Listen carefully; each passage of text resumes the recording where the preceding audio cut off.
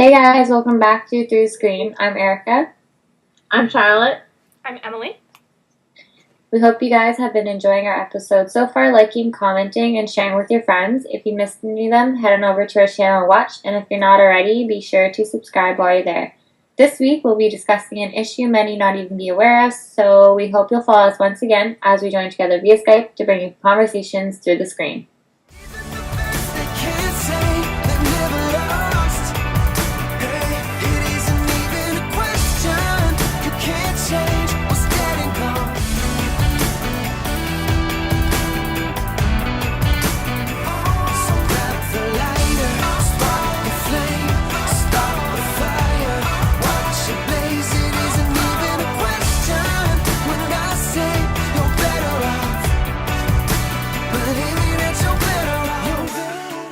This episode we will be discussing why millions of bees have been dying in both Canada and the United States, and more importantly, why we should care. We will also be bringing you the latest news from the Taiji drive hunts, a heartwarming story about a heartbroken kitten that refused to eat until she met her lifelong friend, and finally sharing our thoughts on the eye-opening documentary Home. First up, why so many bees have been dying.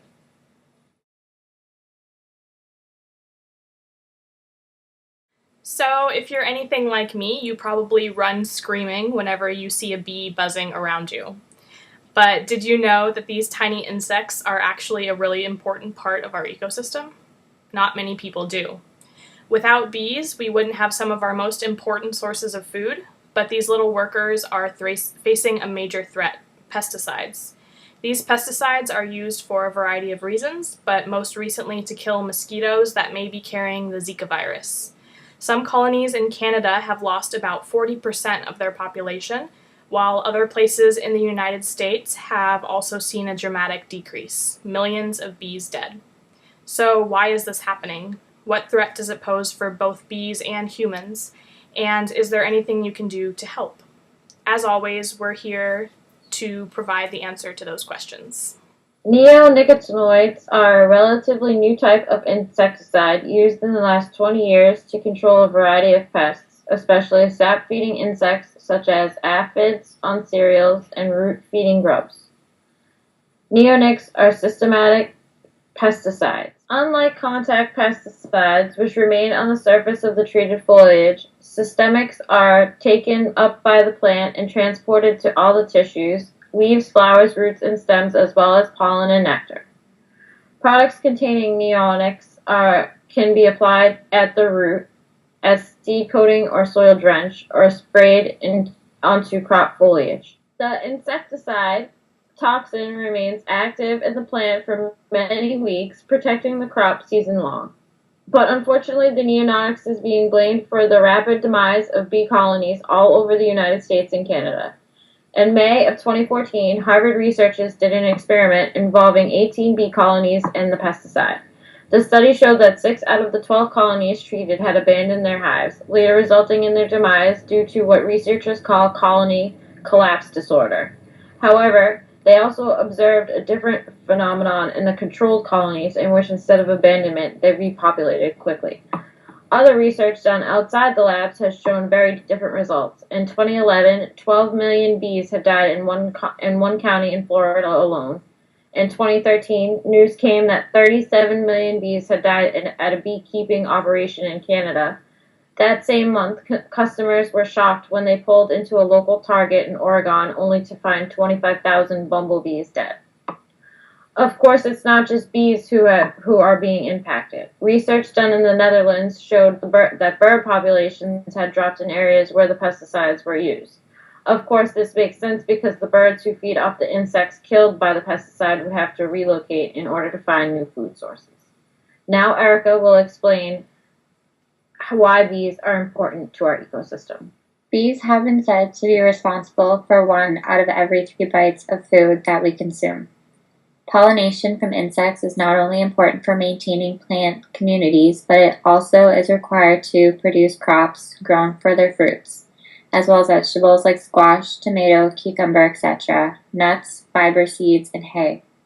Bees are, of course, primary insect pollinators, with hundreds of species carrying out this large task. Bees are estimated to have provided the U.S. with $19 billion worth of agriculture crops in 2010 alone, more than any other pollinators combined. However, the rapid decline of bee populations have left growers concerned about how their crops will be pollinated.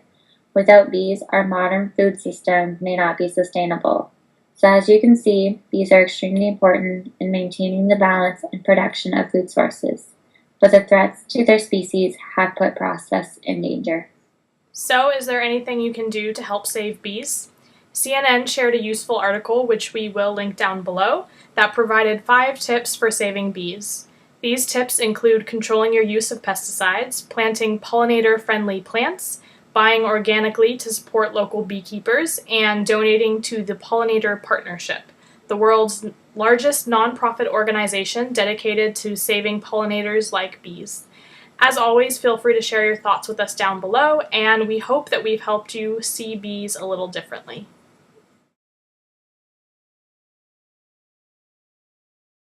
This week in Taiji, we saw almost all blue cloak days. However, sadly, on September 9th, a pod of about 19 Riso dolphins was driven into the cove. 4 juveniles were dumped back at sea, while the rest were slaughtered. As always, we encourage you to check out the live streams linked below and share them with others. Also, please remember that when you visit a captive dolphin show or habitat, your money is likely contributing to this cruel practice. Leave your thoughts below, and be sure to check back each week until March for updates on this season's drive hunt.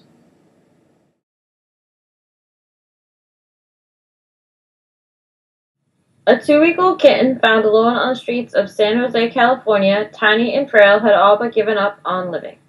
The kitten was brought to a woman named Bee, who had rescued animals in the past. All of Bee's efforts were in vain, though, because the kitten, whom she had named Rosie, wasn't responding to anything the woman did at all, including eating. That is until one of Bee's dogs, a husky named Lilo, took Rosie under his paw, literally. Under Lilo's care, Rosie began to thrive and began eating after just a few hours of her bonding with the dog, proving that love and mothering knows no species.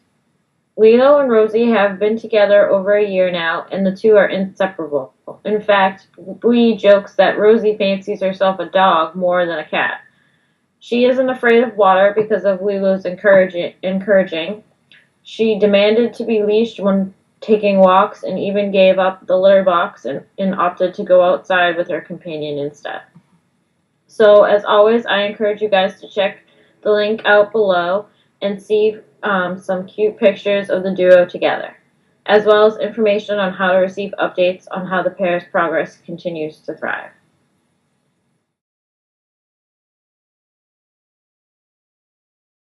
So, since Pretty Little Liars won't be returning until April of 2017, and Dancing with the Stars Season 23 has not yet begun, we will be bringing you various entertainment topics to fill in the gaps until then. This week, we decided to watch the documentary Home, which is conveniently available on YouTube, directed by Jan Arthus Bertrand and narrated by Glenn Close. This 2009 film traces the history of the planet from our beginning to our modern oil-hungry society. Home uses breathtaking scenery and an emotional score to highlight the various issues threatening our planet, many of which we've discussed as their own separate topics. Climate change, deforestation and palm oil, water shortages, changes in the ocean, the list goes on and on. Ultimately, this film seeks to get its viewers to think about how we've been contributing to the destruction of the planet and how we can help shape its future. So, what did you guys think of this eye-opening documentary? I thought it was really slow, but it was really good. It was just very hard to follow along with because I just don't have the attention span with very slow documentaries to begin with. But it was really well done and it had a lot of very, very, very true and great facts. I actually learned a few things that I hadn't even known before. And then, as Emily said, there was a lot of discussion about things that we have talked about on the web show as well, which was really awesome to see. Something that stood out to me was the fact that the fish, they were saying that people like to fish, but because they weren't having time to repopulate, like to make babies, there was just ongoing fishing, that they became extinct. And I was like, that is so true with like not even just fish in general, but like everything in the world now, because people are so desperate for, like, we've talked about it, like greed, there's money behind everything. And so, for example, the Florida bear hunt, right? We're like killing them off the planet, and they're not even having, and they're saying it's for protection and it's for this and it's for that. But we know, we've talked about it, and if you want to watch it, like, go through our YouTube channel. But we're just so greedy, and it's so sad. And I wish I wrote it down, but they said something about the trees, that it was like the longest, like trees are the most, I don't know, do you guys remember? Well, I mean, I know it said that it took over 4 billion years for trees to form. Yes, sorry, that was exactly the thing that I was like, whoa. Mm-hmm. And here we are, cutting them down, like with palm oils that we talked about for that, deforestation, even like the forest fires that happen, nature's disasters, but natural disasters, not nature's, but like that's still turning heads to us, because it's people are the issue with everything going on in the world. And I mean, I really liked the documentary because there was a lot of really good things to learn. And like, I would encourage you to watch it, even if you just don't have the attention span. Like, I literally just listened. There was a few points where I just looked at my screen, and like there was breathtaking images and very moving photographs and video things. But if you even just listen to it, you'll learn a lot. And I do encourage you to do that, because it's good. Well, for me, I mean, I too liked it. I mean, to an extent, I thought it was really slow, but I also compared it to a few other like similar documentaries like Planet Earth and things like that are like, like Planet Earth is like a series, it's a 10-part series, I think.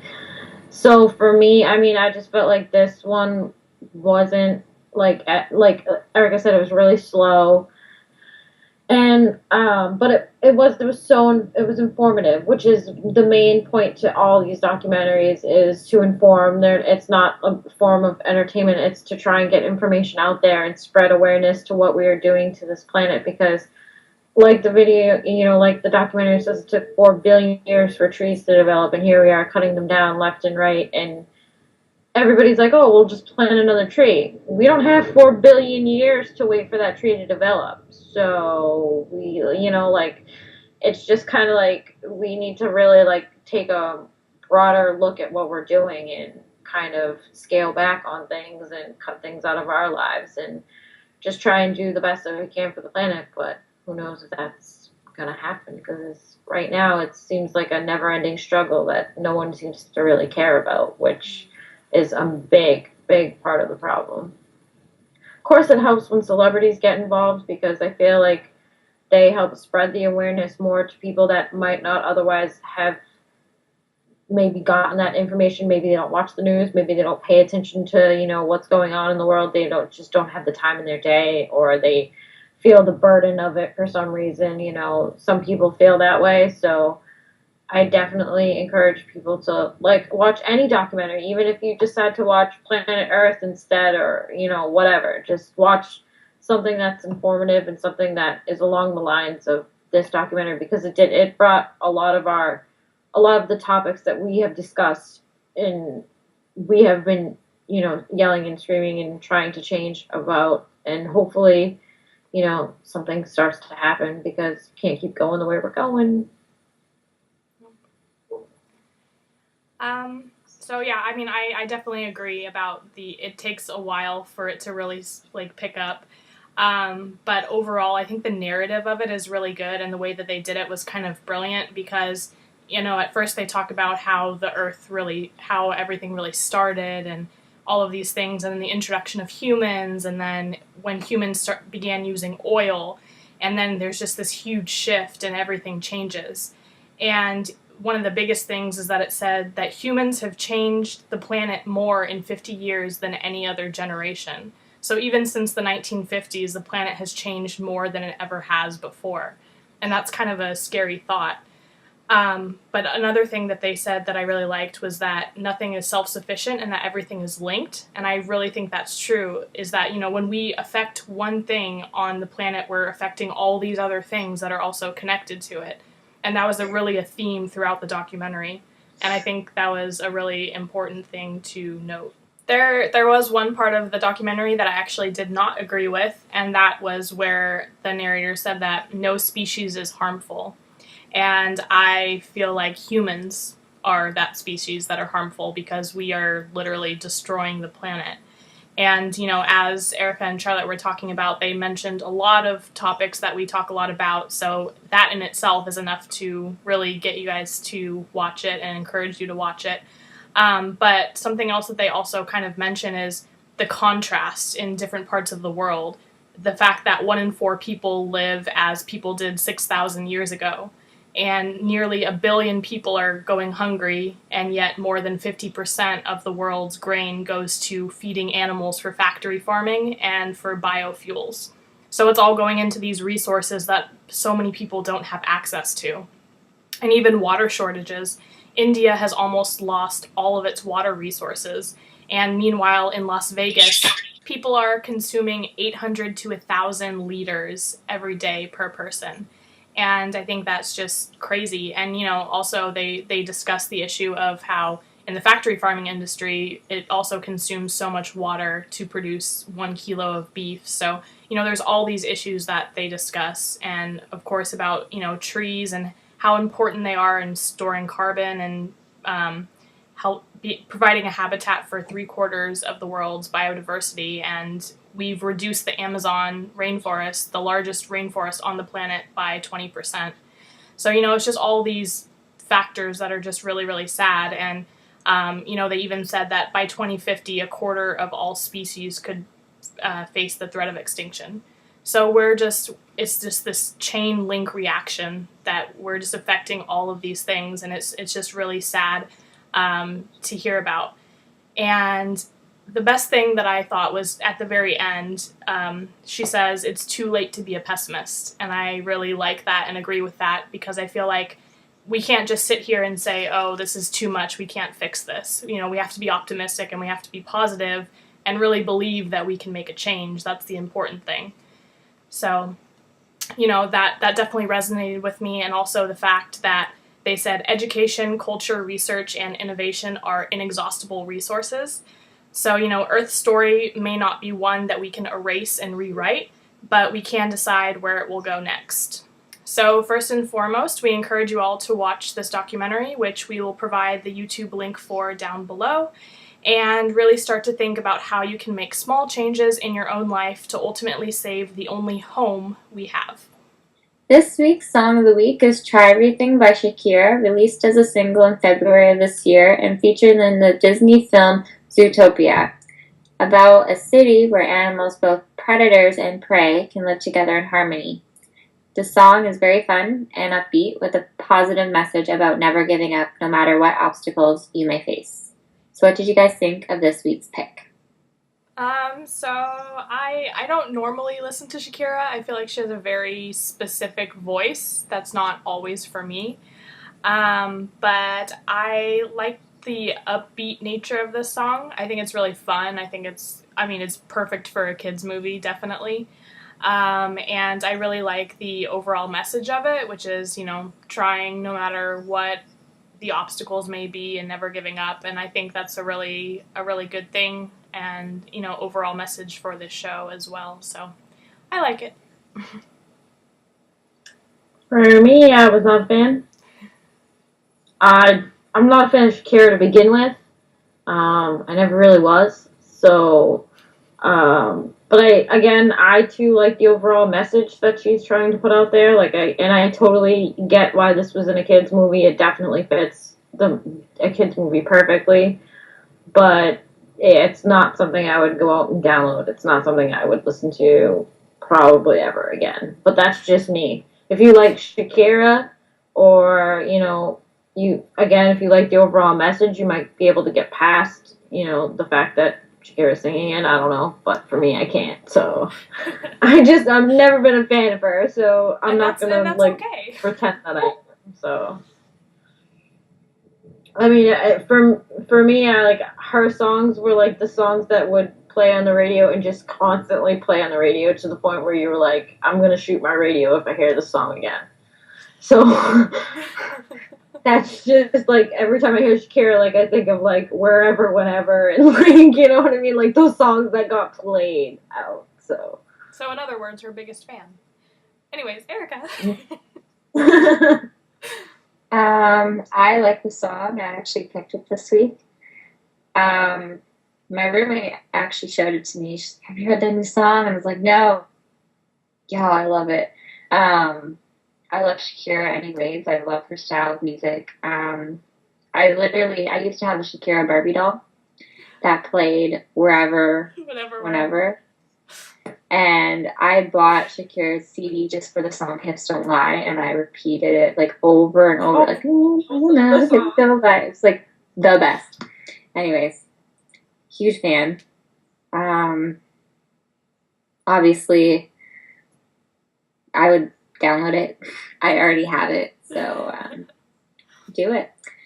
So if you guys are interested, we'll link everything down below for you to download for yourself and then watch on YouTube. Okay guys, that's our show. We hope you enjoyed this installment of Through the Screen. If you did, be sure to like down below and also subscribe to the channel. We also appreciate any feedback you may have. We post new videos every week, and we'd love for you all to join us and tell your friends. Next week, we will be discussing a brand new topic, so you won't want to miss it. Until then, thanks for watching, stay informed, and we'll see you next time. Bye! Bye!